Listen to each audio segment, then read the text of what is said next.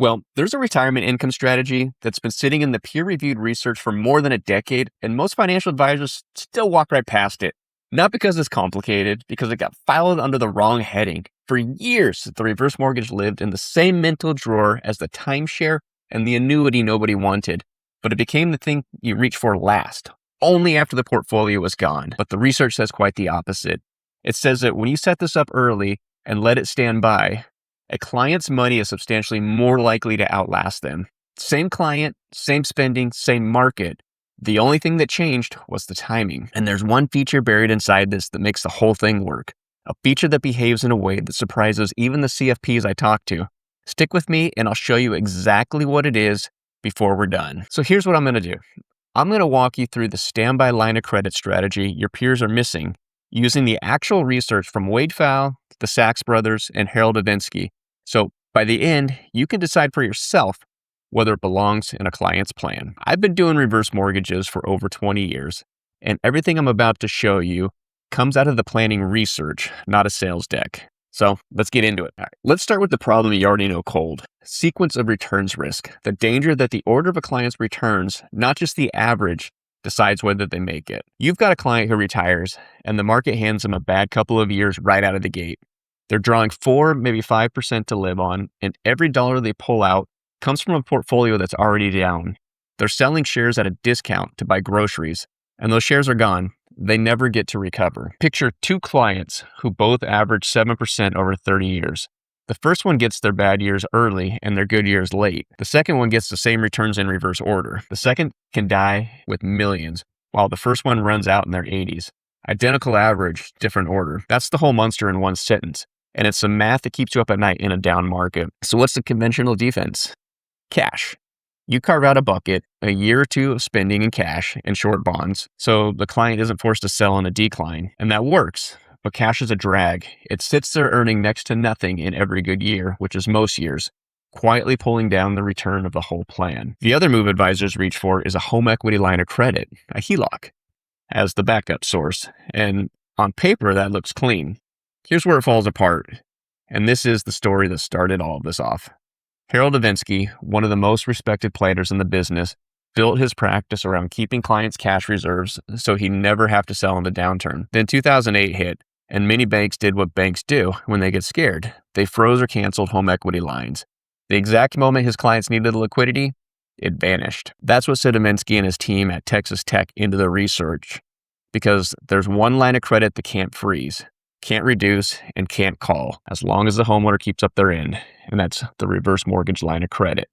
That's the standby asset.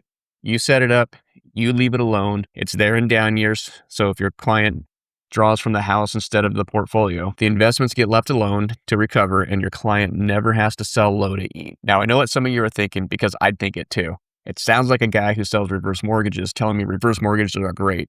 So let me hand you the receipts, and none of them are mine. All of this is peer-reviewed, published in the Journal of Financial Planning, and it comes from the people with no loans to sell.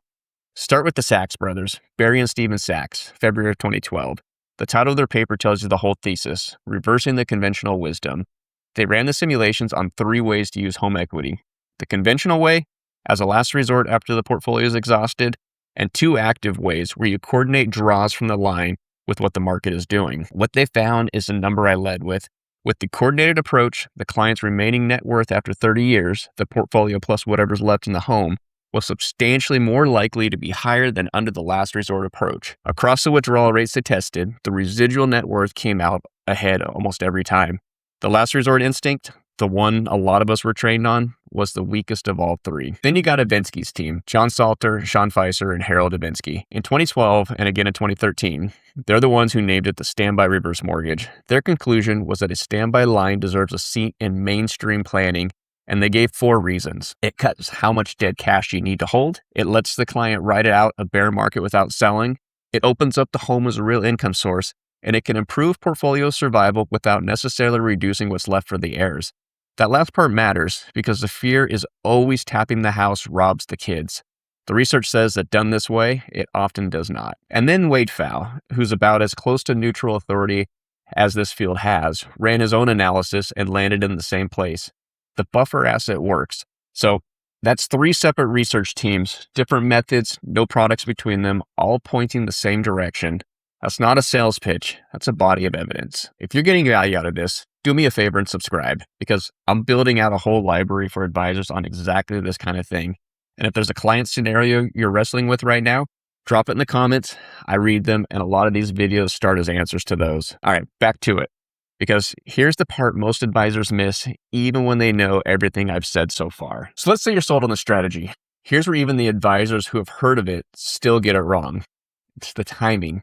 The instinct is to treat it like a fire extinguisher. We'll put it in if and when the client needs it. We'll set up the reverse mortgage the year the market tanks.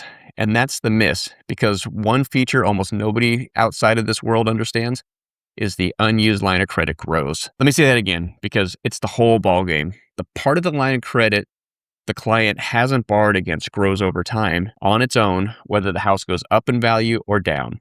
It compounds at the same rate a borrowed balance would be charged, which is the actual interest rate on the loan, the note rate, plus the ongoing mortgage insurance. And it keeps climbing for as long as the line sits there unused. Pfau looked at this and called it an unintended advantage of the program design. The program was designed assuming people would spend the money. When you open the line early and leave it alone instead, that growth works entirely in your client's favor. And let me show you this with real numbers, because I ran these myself, so it's an actual illustration, not a hypothetical.